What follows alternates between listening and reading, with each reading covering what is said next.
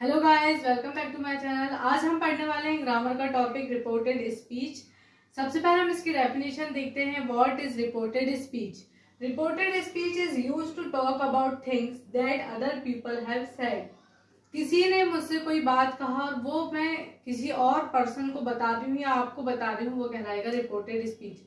कि कोई पर्सन हमें कोई बात बताता है और उसके बारे में अगर हम किसी से बात करते हैं तो हम उसको रिपोर्टेड स्पीच कहते हैं। There are two types of speech. Two types की स्पीच होती है। एक होती है डायरेक्ट स्पीच और दूसरी होती है इनडायरेक्ट स्पीच। अब सबसे पहले एक एग्जांपल समझिए आप कि डायरेक्ट स्पीच क्या होती है और इनडायरेक्ट क्या होती है। तो डायरेक्ट स्पीच मतलब जैसे राम ने बोला कि मैं खेल रहा हूं, तो राम डायरेक्टली मुझे बता रहा है कि वो खेल रहा है।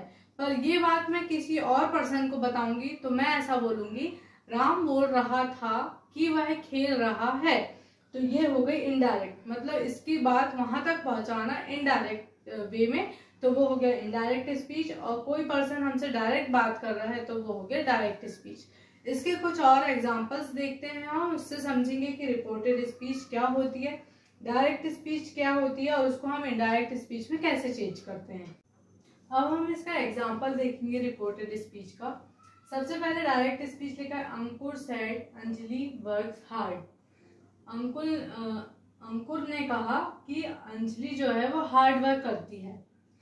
और जब हमने इसको इनडायरेक्ट स्पीच में बोला तो क्या कि अंकुर बोल रहा था कि अंजलि हार्ड वर्क करती थी या करती है।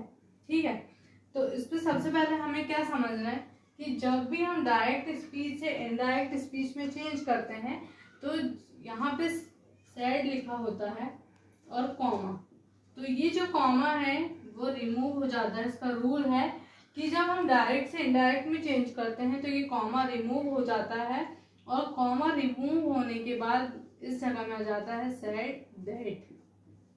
कॉमा रिमूव होके दैट ले लेता है और ये जो सेंटेंस अंकुर ने कहा जो इन्वर्टेड कॉमा में लिखा है अंजलि वर्क्स हार्ड, तो वो इन्वर्टेड कॉमा भी इन्वर्टेड कॉमा रिमूव्ड हो जाएंगे, वहां से क्या हो जाएंगे, रिमूव हो जाएंगे जब हम डायरेक्ट से इनडायरेक्ट में चेंज करेंगे।